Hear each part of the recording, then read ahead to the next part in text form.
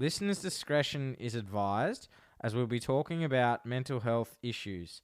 If anyone out there is struggling with any mental health issues, call Lifeline on 131114 and please reach out to your family and friends. G'day, welcome to True Blue History. I'm Adam Bloom. Today's special guest is former Royal Australian Medical Corps Sergeant McQuilty Quirke NSC. McQuilty has joined us today to talk about his 18-year career in the ADF as a medic and his deployments to East Timor, Iraq and Afghanistan. In 2007, McQuilty was awarded the Nursing Services Cross for his life-saving treatment of a soldier with multiple neck fractures sustained after a dead tree fell on his head during a training exercise in North Queensland in 2004. In 2011, McQuilty's life changed forever whilst deployed in Afghanistan. He was wounded in action by an IED. McQuilty sustained multiple life-threatening injuries to every limb and had a traumatic brain injury and 2 shattered vertebrae. McQuilty will also be talking about his life after service. Hi, McQuilty. Thanks for joining us on the show. Thanks for having me, mate. I'm really blessed and humbled to be on your podcast. Thanks, McQuilty. It's an absolute honour and a privilege to have you on, mate, and talk about your life. So let's start, mate, with your nickname and how did you come about it? Coco was given to me 1999 playing rugby. A bit of a hardhead in the rugby world, and we were playing against the English Army side, and a couple of headbutts were traded in the ruck. The coach said, "Coco, get back in the game. Your name's not Coco, it's Quirke." And he said, "No, it's Coco from now on." So in the sheds after the game, I got anointed by the boys, and that was it. I've been called Coco. Even my wife calls me Coco. My mum calls me Coco. And now it's just been a running nickname that's gone on for over 20 years now, and it's pretty good. Mate, it's a good nickname to have, I guess, and it shows respect in it, and people respect you. Yeah, it is, mate. It's I think nicknames are important, and when you go through defence, you get given a nickname pretty much as soon as you join, and if you're still getting called that same nickname 20 years later, it shows that at least some people had respect for you during your time in the service, and if they didn't, they still called you Coco or whatever. So I'm pretty happy with it, and it's stuck. So it'll just be something that we go with for the rest of my life, I guess. Absolutely, mate. And if it's all right with you, if I can call you Coco through this, mate, it'd be, if it's all right with you. Go for it. Beautiful. All right. So, Coco, tell the listeners a little bit about yourself as a young fella. Where did you grow up, and have you got any brothers and sisters? And what were you like at school and sport? I grew up in Bowen. I was born in Cooktown, actually. We lived around the Gulf area and up in Burketown, a place like that, and got into Bowen about 1982, I think. Lived there for the rest of my life, essentially, until I joined the Army in 1999. I've got 4 brothers and 4 sisters. My mum still lives in Bowen. Little brother Rowan still lives with mum. Unfortunately, Dad passed away in 2013 from the cancer. As a kid, I was a bit of a larrikin. I like making people laugh. I still like making people laugh. I don't know if, my sense of humour sort of got a bit twisted over the years. I suppose it's just a blessing of being in defence. You start getting a bit trashy with your jokes and stuff like that. But I think when I was younger, it was more about just laughing and enjoying life. I was a bit of a rat bag too.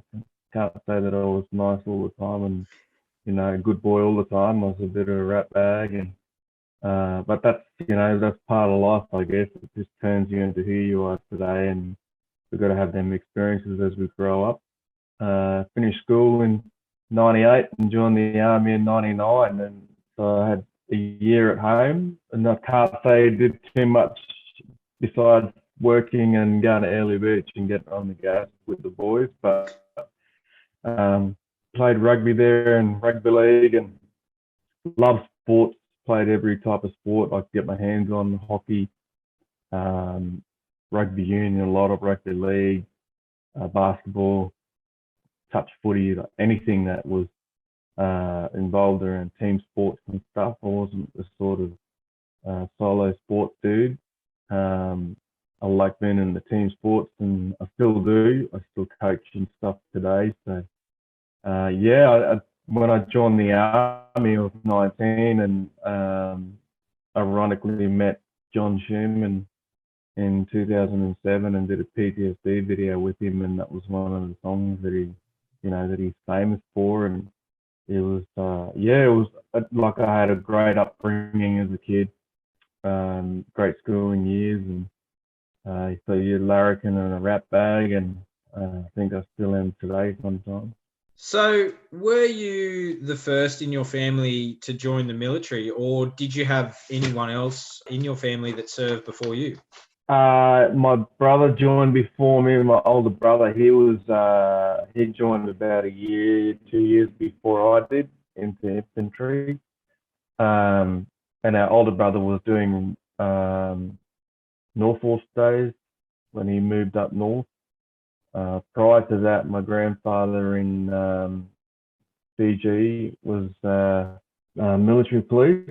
And then it was me, and then our sister joined in 2005. I think she joined 2005. Yeah, so we've most of the family sort of went the other way, and got a couple living in Perth in the mines, and one over in America living with a husband over there, and we three of us joined the army, and that was the first sort of ones that have our family that sort of joined and served, and that was pretty good, I reckon. So would you say that your grandfather being in the Fijian army was a big influence on both you and your brother joining, or was it mainly your brother who joined that inspired you to join the army as well? My brother was doing reserves, but the thing that got me was I was always in that mindset that I wanted to help people. And Granddad, when he finished, he was working with the police over there, and he was helping a lot of people. And Mum was of that same ilk, where she would help as much as she can. And I think the day that really cemented it for me is I was reading. We're on a bus trip for a school sports day in Townsville, and we're travelling back to Bowen, and I was reading a story about the medics from 6th RAR at the Battle of Long Tan. And I turned to my teacher and I said, I'm going to join the army and be a medic. I think I had that same thing with Mum, that I wanted to help people. She's a nurse, so I just wanted to be around there to help people and make sure that if there's anything I can do to keep them alive, that's the job that I wanted to do. I think that's what drove me in the first place. And I mean, having my brother there, my brother Hager, that was a bit of a push too, because he was enjoying it. I thought, what, that's something that I'd like to do, is just go and be around people and help them. You mentioned that you read the book, so the 6 RAR medic, and you told the teacher that you were going to be a medic. So that was there was no other option for you? Like you were absolutely set on becoming an army medic? Like you didn't want to go and try your hand at infantry or anything like that? It was just purely wanting to help people was why you chose the Army Medical Corps? Yeah, a funny story with that. When we went through Coco, and my sergeant was always trying to make me join the infantry. He was an infantry sergeant, and he said it takes a signature, Coco, for you to join the army. And I was like, I'm good. And he said, why did you join the army? I said, play rugby and meet women. Well, why are you going to medical corps? Infantry is where you meet all the women and play rugby. I said, well, all the women are getting posted in the medics, aren't they? So I guess I'm going to the right place, and you can hang out in showers with the boys and I'll hang out in showers with the girls. Yeah, so that, I think, that I think a big part of me was I wasn't fully green in, getting in and doing that infantry stuff. I enjoy doing what I did as a medic the whole time I was in there. But yeah, they couldn't convince me to go across the infantry. I just wasn't my world to be in, I think.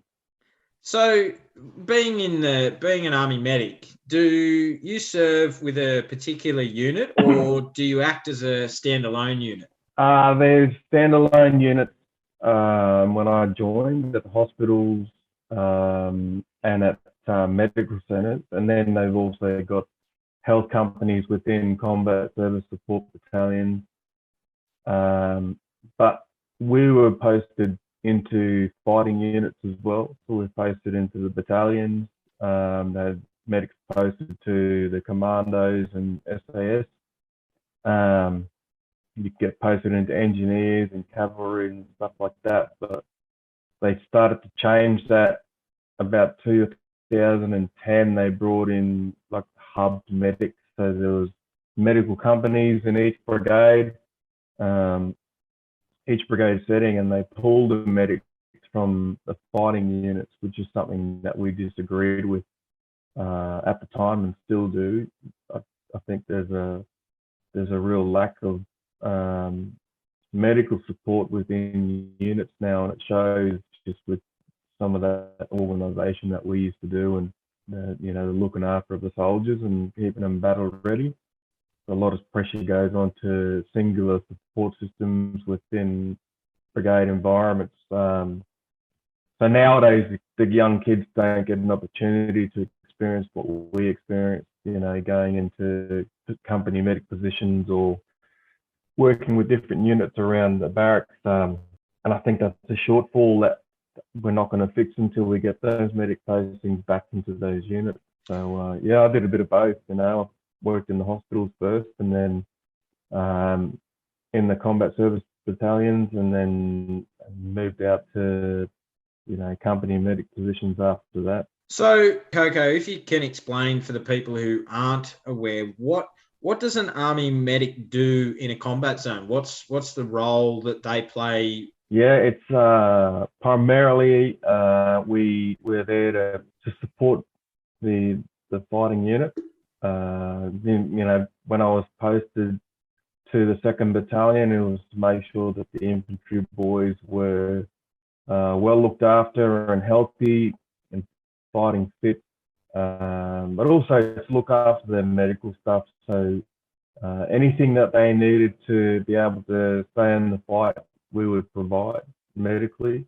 And then, on patrols, you're basically acting as an infantry soldier. You still got to fight the fight, but if there's any wounded soldiers, then it's your job to get them into a safest place as possible and treat them before you get them out of there. Back in a patrol base, it's more the coughs, colds, sore holes type treatment stuff, making sure that they're sleeping well and they're able to talk about incidents that may have happened outside the wire. It's about being their mate when they need a mate, on a shoulder to cry on. It's about looking after them physically, mentally, and emotionally. And I think people underestimate what we can do out there. We become a pseudo psych, we become a pseudo padre, we become a pseudo doctor. Like, everything comes to us medically, and you find yourself listening to the boys as they cry at night if they're going through some dramas at home with their families. And primarily our role is to make sure that when that patrol steps off, that everyone's ready to go, and we're mentally, physically, and emotionally as fit as we can to go and take the fight to the enemy. And it's the best job in the world, mate. There's no greater feeling than helping your mates get through a traumatic incident before, during, and after. And that's something that I'm pretty proud of throughout my career. Absolutely, mate. And it's mateship, like Australia was built on mateship and, being there for your mates and, never letting them down. And, we've all got you never leave a mate behind. And I think the role that you play, mate, it's an important role because, as you say, you're their mate, you're their medic, but you're also someone that they can, the padre, you're, a doctor, you're everything that they need to help get them through their deployments whilst away from their family and sometimes their mates back here in at home. Yeah, that's right, mate. You nailed it right there. That mateship piece is something that one of my pillars is, mateship is important to me and my family. And I just think that if I'm not doing my job as a medic, then I'm not being a very good mate. So I prided myself on being one of the best medics running around, based purely off the fact that I love my mates. I think too, what it is, Coco, is that like the work that you do now, and we'll get to that later in the podcast, but the work you do now, it's through mateship that has, it's helped. I know myself and I've spoken to you off air about, my personal struggles and the battles that I've had to go through. And I can honestly say this, Coco, that if I didn't get the help and I didn't seek help and have the support of mates, I wouldn't be here today. I would not be here. And that's something that I thank my family and I thank my friends because they've helped me through the good times and the bad. 100%, mate. Yeah, no, I truly, it's something that I live by, mate, mateship. And, when we talk later on, I'm one of the most open and honest guys where, I'll advocate for mental health till the cows come home because I believe in it, mate. I've been through it. You've been through it. You've been through your struggles, and we'll talk about that as we go on. And yeah, I believe, mate, we need to break the barrier down. It has to be broken down that, it's okay to speak. It's okay to be vulnerable and absolutely. Let your guard down and put your hand up and say, I'm not right, and reach out to a mate. And it could be a mate that just might save your life. Absolutely, mate. That's absolutely right. So during your first deployment to East Timor in 2001, how did you perform that role as opposed to how you would later perform it in Iraq and Afghanistan? What was different about East Timor to Iraq and Afghanistan? Yeah, good one. Good question. It's I suppose the role didn't change for me. My job was to provide life-saving first aid when needed and general first aid. The biggest difference was environment. East Timor was a jungle and not as fully developed as Australia. I think that was more of a culture shock to me. Is that kids kicking a plastic bottle around as a soccer ball and they love and light, and that opened my eyes up to. And a lot of our medical tasks were humanitarian based, visiting towns and providing first aid clinics for them. Iraq and Afghanistan, as much as they're both hot deserts, completely different countries. One of the biggest factors against us in Iraq was heat, and trying to maintain adequate water intake in that heat was one of the hardest tasks I had. And then the constant threat of IED. I think we got introduced to IEDs over in Iraq, and initially it was this is a different type of weapon on the battlefield. But the longer we spent in Kuwait and the 3 days we were there, and then into Iraq, it just became one of the most brutal weapons that I've ever seen deployed on a battlefield. It was just it was amazing to see how they employed and deployed them. The way that they thought up new ways to set them off and to hide them, and what they used to hide them in. And Afghanistan, we had that threat there of IEDs. The difference between Afghanistan and Iraq was we had engineer searches in front of us. In Iraq, you just, you're walking, you're doing a foot patrol, and it's, your mine lab is your foot. So if you hit something, you found it. In Afghanistan, we had that. There's amazing engineers that would walk in front of us with their mine labs and search a path for us. So I think they're the bravest human beings I've seen on the battlefield, without a doubt. I think that they certainly earned their pay for being overseas. Some of my closest mates are engineers. The ones that saved my life are engineers, and a different type of desert too, the beautiful valleys over there in Afghanistan and Iraq was pretty much a flat desert, and a multitude of sand dunes, and it was beautiful country, both beautiful countries. I saw some of the most amazing things in Iraq, 2,500-year-old Babylonian forts, and oasis in the middle of nowhere. Saw the old battlefields from First and Second Gulf Wars. It was just an amazing place to be in and around. And Afghanistan was an amazing country too. The green zones were beautiful.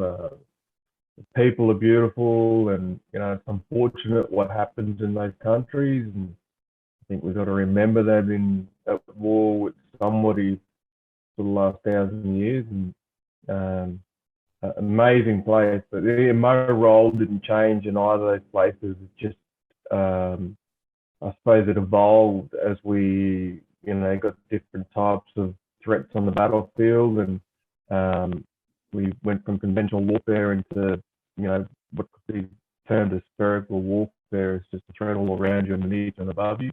In Afghanistan and Iraq, a big part of my role in Afghanistan was coordinating air retrieval for patients across the Mirabad Valley, and that's where I was based, and training Afghani and Australian soldiers to make sure that we were at our best medically, and that was great. I loved every bit of it, mate. Essentially, my role in all three areas was just to provide that life-saving first aid when needed, and be that first responder. So when you were in East Timor, was that more like a humanitarian role in like just helping the country? And when you first deployed there, what lessons did you take away from that deployment moving forward that you used in Iraq and Afghanistan? Yeah, mate, I think the biggest lesson I learned that I've applied every day in life from my deployment to East Timor is to be grateful for what we have in Australia. There's no doubt we're in the best country in the world. The other thing was that, and I was taught this by older medics that I was being mentored by, that you look after your mates no matter what. No matter what challenges come in your military career, or wherever you're deployed, or you're training, or you're working, you look after your mates. When you look after your mates, they look after you. And when the going gets tough, that's when they'll step up for you and with you. I guess for me, being a young medic down at East Timor, I think I learned a lot about being a company medic. I learned a lot about how to look after infantry soldiers, how to operate with infantry soldiers. And another big lesson was not to be a liability.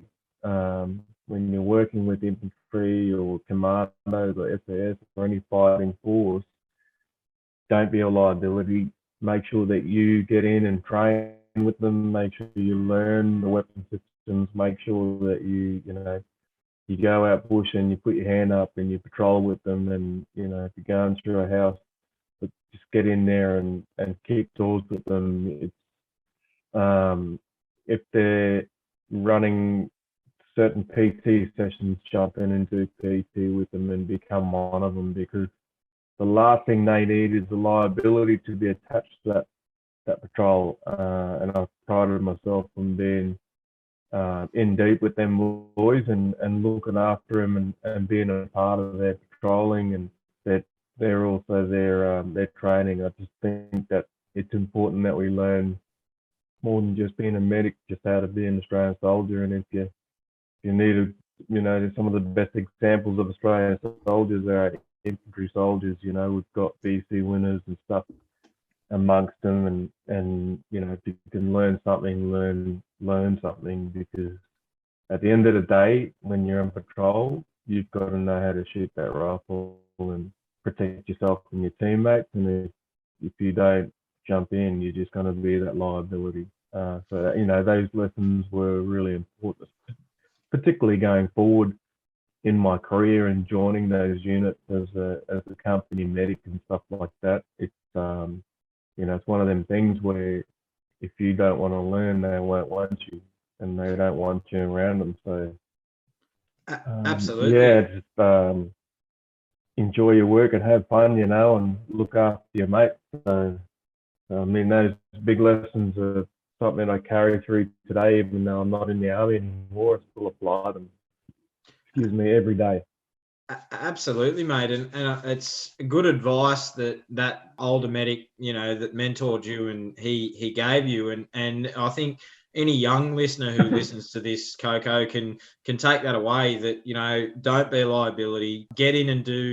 Sometimes get in and do the jobs that you don't necessarily want to do, because sometimes that's where the greatest lessons are learnt, in some things that you actually don't want to do. And I think it's really, really good advice. Yeah, thanks, mate. Yeah, I think we only get one opportunity, I suppose, in life, and if you don't learn as you go, then you're sort of wasting that opportunity. And I learnt from some outstanding medics, and if I can use them lessons time and time again, that means they're good lessons there. Absolutely, mate. I think it's vital that what you just touched on, where life is a gift, and it's it's the greatest gift of all, and we're only here a short time. We need to be working towards a goal every day, and I've learned that through my own personal struggles, that goal setting is such an important thing in life. And if you're not working towards a goal, you sort of just, in my opinion, you're just sort of floating. You have to set goals. You have to have a goal and be working towards something. Absolutely, mate. Well said. So what was your initial reaction to the September 11 attacks, and where were you at the time when the planes flew into the World Trade Centers? We were, if I remember correctly, that the worst thing about having a head injury is my memory is a little bit jumbled up, but I'm pretty sure we were preparing to leave for East Timor. And we wake up that morning, myself and my wife, and I suppose no one actually saw that coming. It was just on the news, and we were in complete shock.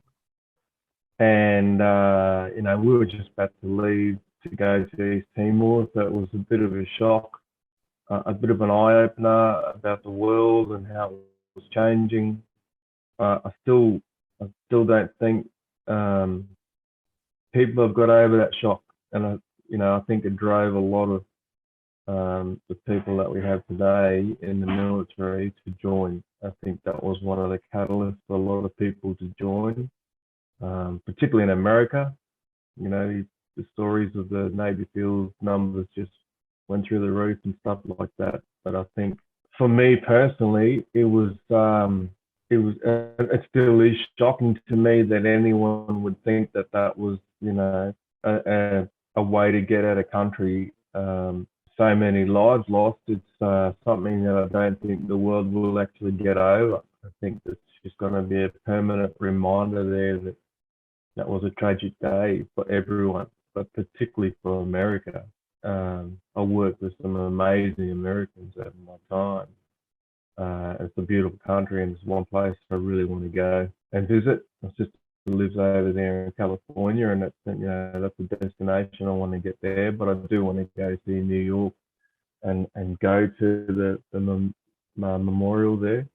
I just it really lit a fire in me to be the best I can be, and if I ever had an opportunity at that time when I was thinking if I got an opportunity to go to the Middle East, I want to be at the best I can be. So that's certainly, I think everybody turned around and took that as a we all adopted a fighting stance across 3 brigade in Townsville. I think that's predominantly one of the reasons why we've always been regarded as the best, one of the best military forces in the world. And that was one of the things that I think kicked us into gear, along with East Timor at the time, 99 intercept kicking in, and I think there's some big lessons that we learned out of that one act of terror. Absolutely, mate. And I think, like you said, I think everyone remembers where they were. And I had a good mate of both of ours on the podcast last year, Nick Hill, Commando Nick Hill. And he mentioned, he goes, everyone knows where they were, when for him, JFK was shot. And then for me, I was 8 years old and I remember, turning the TV on and to be honest, Coco, I thought it was a movie. I honestly thought it was a movie. I thought, Yep. what am I seeing here? And for my generation, it was the World Trade Centers, the Bali bombings, the tsunami of Yep. 2004. But I don't think anything shocked me as much as the World Trade Centers. The attack on the World Trade Centers still, it'll be 21 years this year. It still affects you now. Like, I still can remember exactly where I was on the day that, it happened, and you can as well. Everyone, it changed the world. It really, that day changed the world, and it's never been the same ever since that day. Absolutely, mate. It certainly hasn't. I think, I didn't even drink my cup of tea that I'd made that morning. I love my cup of tea too. Not, like how shocked we were. We just got dressed and went to work. I think we went to work early that day. Everyone sort of just turned up, and we just walked around numb for a while and wondering what was going on and what the hell that meant for us as a country. And as particularly when you're serving in the Australian Defence Force, a lot of questions were running through our minds, and we didn't know if we were actually going to go to East Timor or things had changed. But I think the blessing for us was that we went to East Timor and got a bit of experience. Absolutely. So we move forward from September 11, and not all casualties occur during war, but your life-saving skills are always in demand when the unexpected happens. Can you share with our listeners the events that unfolded during a training exercise in North Queensland in 2004? Yeah, I was posted to the 3rd 4th Cavalry Regiment, B Squadron, and then we were in APC, Armoured Personnel Carriers. We're doing an exercise up in High Range Training Area, which is just west of Townsville. We had a live fire practice shoot on. We were just actually running the 30 cals, the twin 30s on the APC ambulance and giving them a run and a big clean and get them firing. We heard over the radio that there was a incident with one of our troops. They'd brushed up against a widowmaker, which is just a big dead tree, old hardwood, and the top half had come down and landed on the crew commander's head, and he was in a bad way. So we were a fair way away from that scene where it happened. As soon as the shoot finished, we took off in the APC ambo, and it took us an hour and a half to get to where they were. Pretty dense bushland. The captain was standing in the turret. He was in a lot of pain, and on the way down there, I talked him through taking his helmet off in over the radio, and comms are really important, I think, in incidents. And even the specialist said that, you know, there's a lot of talk that we don't remove helmets for car crashes and stuff like that, because it could be holding the head together or giving some support around the neck. But the weight of the actual helmet was potentially going to cause him to suffer another injury to his neck and kill him. So, and it's a delicate operation to remove a helmet of anybody with a severe neck injury, and this was pretty severe, and I didn't know how severe it was when I arrived. And when I had a look at him and we checked out his neck, it was very clear to me that he had some serious fractures in his neck. So it took us a couple of hours to get him out of that turret. And we airlifted him out in the back of the Chinook with some advanced care paramedics from Townsville that were flown up. And he got airlifted down to Townsville Hospital in the back of the Chinook, which is a pretty amazing bit of kit. And it was an amazing job by those from 5 Aviation Regiment that day. We couldn't get hold of the Westpac rescue chopper at the time. They were on a call out to Charter Towers for a heart attack victim from a farmer out there. So they told me to move him by road, and I may have swore over the radio and told them that if we move him by road, he'll die. And they said, we can't get a chopper, and I said, ring 5 Aviation Regiment, I'll send one. And the boys came up, and they picked him up, and we were lucky he had 3 fractures of his C1 vertebrae, which I think any normal person would probably succumb to that injury. And he showed amazing strength to be there alive when I got to him. And then, the teamwork that was provided to me that day, everything I asked the boys to do, they stepped up and did. And for soldiers that are very, very limited in their training with regards to medical stuff, the boys really stepped up. And I got one of my good mates, Chris Sindel. He was one of my mentors from Timor. He taught me so much about being a medic, and I saw him do stuff that day that still blows my mind.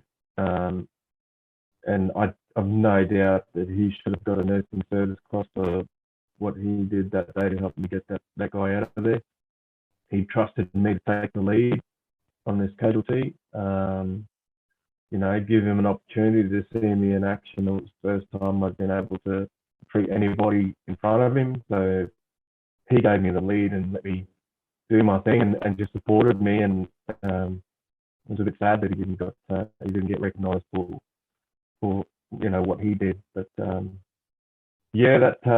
young fellow, we got him down to Townsville, and we went and visited him.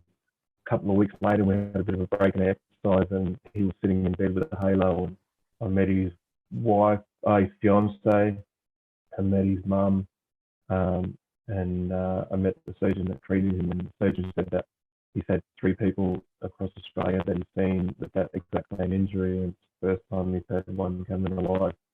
So that that told me that everything that we did as a team up there worked. And it tells me also that Australian medics are very highly trained, very capable, and we can do things that a lot of paramedics can't. We adapted and we overcame that day, and thankful that he's still alive. I've lost track of where he is, but he stayed in the army. I'm not sure if he's still in, but he's a really nice bloke, and I hope one day I get to meet him again, because he survived something that I didn't think he would survive. So for you, Coco, what experiences, like you mentioned that, the boys working as a team, and what experience did you personally take away that day, good and bad? Yeah, I think suppose one of the bad experiences is that you've got to watch someone that you know and you've worked with and a mate go through a really, really traumatic experience, and watch his troop just not know what to do, and then put all their faith and trust in me to do something to save his life. It's never nice seeing an Australian soldier hurt, especially when you work and live with them. So the good experiences, mateship transcends all. And I'm a big believer that his mate, we got him through that day, and he had a lot of love coming at him that day and helping him out. Teamwork is everything. I don't think it's one of the strongest pillars we get when you get trainers in Australian soldier is teamwork and mateship. And if you don't work as a team, we can't achieve common goals. And trust. There's a lot of trust that goes into both ways, from me and to the boys when I spoke to them over the radio to take the helmet off. It goes against every teaching that we sort of had, and then from me to them saying, I'm asking you to take this helmet off, and I'm going to tell you exactly how to do it, and you will do it exactly how I say, and I need you to trust me. But also, from them trusting that I knew what I was talking about, and I knew my job, and I knew my role, and I knew exactly what I had to do to get him out of that situation. And I can't say enough about having positive mentors in your life that are willing to, give you a lead in activity or whatever it may be in life, and trust you to follow your instincts, and trust that you know what you're doing, and then be there to help you when you need to ask questions and stuff like that. It's like you say, we've spoken about having a mentor, to help us through what we do now, and that's one of the things that I'm proud of is that I had people around me that I could trust and that they trusted in me to do my job. So, there's probably not much else you can ask for in a situation that affects one of your mates. But teamwork, mateship, and trust can win over everything, and we won that day. That was a big win. Absolutely, mate. And I think it's a key point that you touch on, where mentors play such a pivotal role, and that going, in what you've done in being a combat medic, and also going on into what you would face into the future. I can't stress enough to the younger listeners who listen to this, Coco, is if you find someone that inspires you, or someone that you can learn life lessons, and I've managed to, like you, I've managed to find some really important mentors that have really helped me get through the really hard times, and they're really supportive in the good times as well. And I think that's a very key point that you touch on. Yeah, mate, that's so true, mate. So true. So in 2007, in recognition of what you did that day in 2004, you became one of only 29 who received the Nursing Services Cross. This is awarded for outstanding devotion and competence in the performance of nursing duties, or for an act of exceptional dedication in the performance of such duties. What does this award mean to you, Coco? Yeah, number one, I'm proud, very proud, not just because it's 29 of us who have this award, but to be recognised in that group of 29. I know some of them really well. One of my mates has got two, and it's a steam company that I've been included in. And I didn't accept that award for what I did that day. I accepted it because there's recognition of what our team did that day. And when I was signing the paperwork, I wasn't sure if I wanted to sign it given that they hadn't recognised Chris or the boys around us that day. I think it sort of didn't sit right with me in the start. But, you know, a couple of good mentors in my life at that stage said that, you know, you're not accepting SBU, mate, you accept it for the group.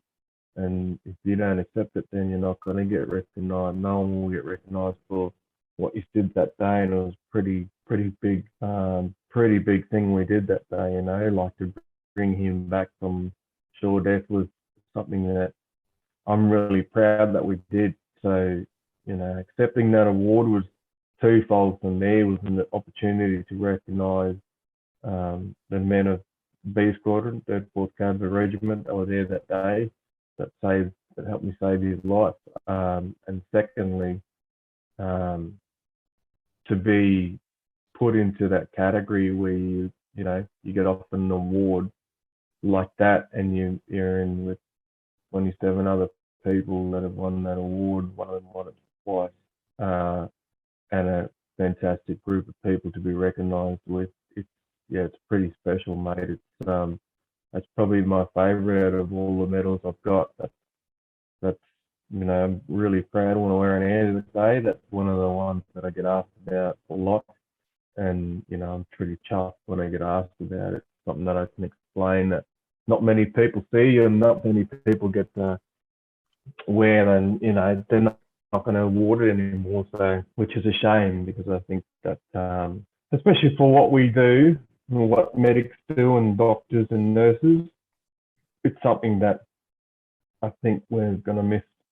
You know, we're going to miss the ability to give people something that's pretty worthy and significant for the medical space anyway.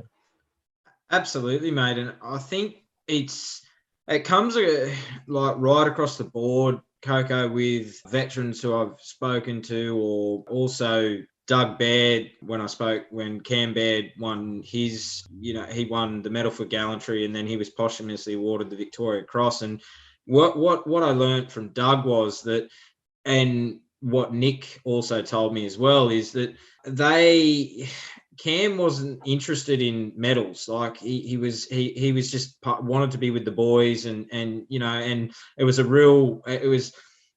really hard decision for him to accept the Medal for Gallantry. And I can see it for you as well, that, you know, like you're saying, your mate should have got an award, that same award that day. And it would be a really wrestling thing to accept. And I think, as I learnt from, like people who win awards, they never set out to win those awards. They just want to be with their mates. And that's what I take away from that, mate. And well done for, you know, that award. You should wear that proudly. And I know that you do, mate. So, you know, well done on that award. Thanks, mate. I appreciate that. I really do. So your second operational deployment was to Iraq in 2006, and you mentioned it earlier. And can you share with us some significant moments from this tour, and particularly how were you deployed in your role as a combat medic? Yeah, Iraq was different. You know, that there's a lot of things from Iraq that still affect me today. I was a combat team Bravo medic. We had 2 combat teams over there. I was from Bravo, and my mate was a combat team. Actually, I was combat team Alpha. He was combat team Bravo. So, and primarily our role was to provide that medical support to our combat teams, and we patrolled a hell of a lot. And we did short patrols, foot patrols. We worked at a place called Camp Smitty, which was west of Assamwa and west of Tulil Air Base. It was a small British base, and my job was to make sure the Aussie boys were good to go, and the Aussie ladies were good to go in the medical world. We had a medical team with us, the doctor and the nurse and stuff like that. But I was primarily used outside the wire. I did hell of a lot of patrolling. We got shot at a lot of times. We put in some awkward situations. I learned a lot of things about myself in working under pressure, and then like I said before, not being a liability. I didn't want to be that liability, particularly in a place like Iraq. I volunteered a lot for patrols because I didn't want them to be without a medic. If we walked outside the wire, which put a lot of stress on myself, I think I didn't sleep too well for the first month or two. I wanted to be out there with the boys, and you work hard to be there as a medic, and it takes its toll on you. We had a couple of hairy situations out there. We were surrounded one night as a brick with some really good soldiers. Actually, we were out on a night patrol, and we went. Dropped the patrol off, and then I was with the brick that was there to provide a bit of security for them, and went and have a chat with a few locals and see how they're going. And we were surrounded by a crowd of fighting age males, and they said that you're in the wrong part of the world at the moment. You're on our side of the wire. So we own this land at Jam or Jamar Lamir insurgents, and they thought that the five of us was a pretty easy target to have a pick, and we were kind of lucky that our ASLAB commander heard us on the radio, and he's reversed up and pulled his big 25 mil around and put that to action, and we managed to get out of that situation. It's still very surreal and real in my mind how that went down. And that's one of the things that when I write about that stuff, that sticks with me a lot. There's a heightened sense of anticipation in those sort of areas, and I don't think you actually lose it from being in those situations. I just think you get better at dealing with it. You make it a story without the emotion attached, and it's easy to talk about nowadays, all the stuff that happened over there. But I tell you what, when I came home, it wasn't very easy to talk about at all. We actually should mention that when you came home from Iraq, it was different from East Timor, and you struggled for, we'll put it as a better term, that you struggled for a while. And what at this point did you... Was this the early signs of PTSD, or was something amiss, or were you feeling very dejected from your tour, or what was it? Yeah, it was a struggle, and it was early signs of post-traumatic stress, and we got better as an army, recognizing that soldiers were coming back with dramas. A lot of us came back with dramas from that trip. And I for me, I just I couldn't sleep, just flashbacks and stuff like that. Sleep's one of the most important tools we had in our little kit bag for tackling mental health, and I wasn't sleeping well at all. So I tried to self-medicate with alcohol. You can tell the psych that you drink a six-pack all you want, when in truth I was drinking a couple of cartons and a bottle of rum every night, and then pass out, and then my wife would look after me, and then next morning it's just go to work and then do it all over again. So it was tough on her, and I'm blessed that she stayed through that. And we had two young kids at the stage too, where they were little and they didn't understand a lot about why I was angry all the time, and why I was just drinking all the time, and not sleeping, and the hardest thing is you take that stuff out on the people closest to you, and it drives a big wedge in your family. And I'm very lucky to have my family with me today, but I was one of the lucky ones, and I say that because we managed to get help pretty early. before things turned nasty. But I had suicide ideations. I'd talked to my wife about it and told her that you know, like it'd probably be better if I wasn't here. Um, and that's not a nice conversation for her to hear. I don't think any loved one needs to hear that stuff. But you know, that's the stuff that I went through, and I'll talk about it openly today because if it helps save a life, then you know that's the win. You know, we talked about this before, so it actually took a lot of meetings with counsellors and psychologists and psychiatrists to really dig into everything that happened in Iraq. And you know, even back as early as East Timor, with you know, treating kids all the time, and it you know, they still stick with you, but like I said, you get used to it as a story, and without the emotion, and you can draw the emotion out when you need to, which is a skill that you know I've developed with my speaking gig. And yeah, I was very lucky, mate. Very lucky to have good mates that stayed, and my wife, you know, she really dug deep and looked after me, and we tackled it together. So you can't get through stuff like that, like PTSD, on your own. It's not a journey you can take on your own. You've got to have, it's got to be you know, a little team around you to do that. Takes a lot of teamwork between you and your loved ones to get through shit like that.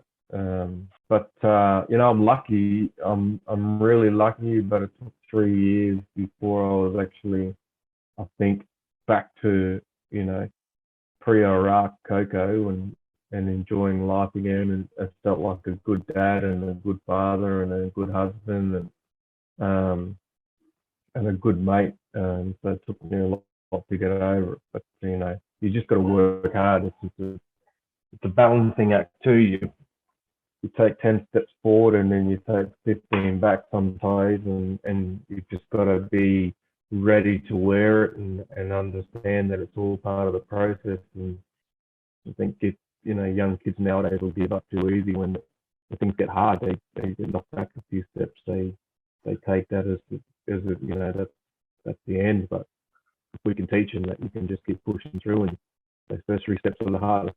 You take that every knockdown, you get back up, and you take those first 3 steps, and we can hopefully keep that number down to, you know, 0 is the ultimate goal. But if we can stop one from committing suicide every day, then that's a win, you know. Absolutely, mate. And I think, like you said, like you worked, you know, you had your family, you had your mates, you had counsellors, and what other strategies did you implement over the 3 years, and to develop a lasting resilience and a coping mechanism that you now have? Yeah, I think that the most important thing is you've got to learn to talk about what's eating at your heart. They're not called soul eaters for nothing, you know. Things will hang around and eat your heart and your soul, and filled up with blackness, and you don't want that. Being able to talk is important, and if you can reach a stage like where we are, we can talk about things that have emotional content, and it becomes an easy story for you to talk about. It's not easy to say, oh yeah, I just talk about this all the time. It's easier in the fact that you can control the emotions that come with that story, because it still hurts you at the end of the day every time you talk about it. Writing things down. You know, the first time Tam heard anything about what I'd been through in Iraq, or some of the stuff that I've been through, I wrote it down and told her, and she was, you know, I think that shocked her more than everything else, what we've gone through over there. Having somebody that you can talk to, that you love, you know, so it doesn't have to be mum or dad or your wife, or, you know, I don't mean you don't talk to them, but there's some things that you don't want them to know about. So you've just got to have someone that you love, that you can trust, and a lot of the time it's somebody that's got similar experiences. For me, my good mate Justin Hargett, MG, he was that person for me that I could go and talk to about some of the experiences that I didn't necessarily want Shannon to know about. She doesn't know about all of them, and because for me it's too heavy. And so knowing somebody that you can talk to about stuff that hurts you, and then you've got to be open. So for me, it was acknowledging the fact that I was okay to have these dramas and to have this post-traumatic stress, and then understand that it's going to take more than just me to fix it. So teamwork again, we've harped on about teamwork a bit in this podcast, but teamwork is important. So you can't do this on your own. And I had to accept that I'd battled on my own for a period of time, and nothing that I did on my own was working. And it was acknowledging the fact that it was okay to lean on other people. And men are proud. We want to provide and we want to protect. And when it comes to stuff like this, men don't like talking about it, and they don't want to ask for help because we're too proud. And we believe, our job is to provide and protect for our family and our loved ones. And you've got to learn that, we can't be the provider and protector all the time. And that takes a toll on you anyway. But when you're struggling through shit, you need to have that support network where you can lean on and let them help you out a bit. And that's, a big lesson for me is when I talk about it now, don't do it on your own. It's okay to ask for help. It's okay to talk to different people. It's okay to write a book. I'm talking about my book for 10 years and only 16,000 words in, and people keep telling me every day that they'll buy a copy of this book, and I'm like, I've got to finish it first, like that's one of the things that I'm slowly working at, but you get better at it. We both know that you get better at dealing with these things when you've got a bit of a support network there. Absolutely, mate. And I think you touched on it where you mentioned your family, and there's certain things that you don't want to tell them and you want to protect them. And I can relate to this, Coco, because I did a podcast last year and my mum listened to it for the first time, and she was shocked at when I told her, like when she listened to the podcast, and then I told her in the story, I was telling my friend who recorded me what I was going through. And when my mum, when she rang me afterwards, she heard it and she said, I didn't know any of this was going on. Why didn't you tell me? And we protect our loved ones because we want to shelter them from the pain. And we want to, we don't want them to be exposed to the pain and suffering that we're going through, because it's something that you do, mate. And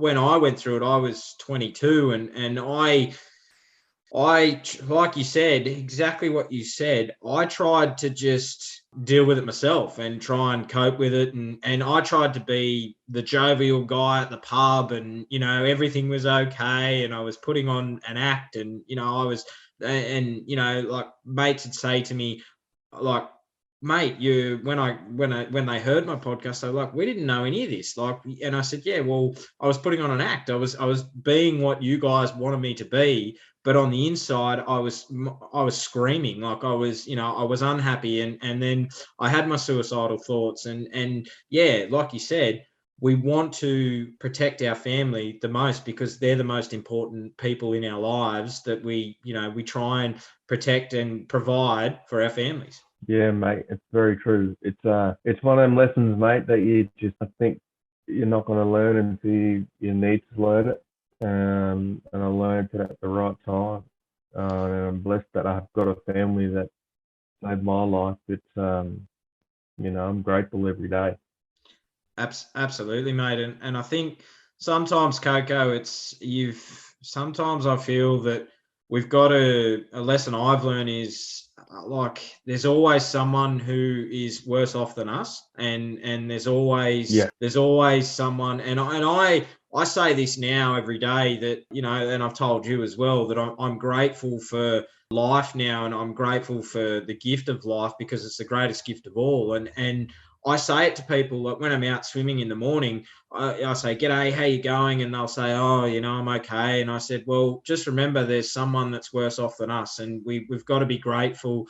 Any day that you're above ground is a grateful day, and make the most of it." And when you say that to people, they go, "Oh, I actually haven't looked at it like that." And that's like you with the work that I've been doing, and meeting you, and it's that positivity that is, it just might cheer someone up enough to go, actually, you know what, I want to make a change, and I want to look at only the positive side of life. Yeah, that's right, mate. It's a wonderful gift to be able to change somebody's perspective on life, and that's one of my greatest goals, is to change at least one person's perspective on how they view life every day. If I do that, I'm winning. I like telling people that if you can teach someone something new every day, teach someone something new. If you can't teach, learn two new things. And if you can't learn something, then teach two new things. And it's a way where we can progress forward with our own life and also help someone else learn something they don't know.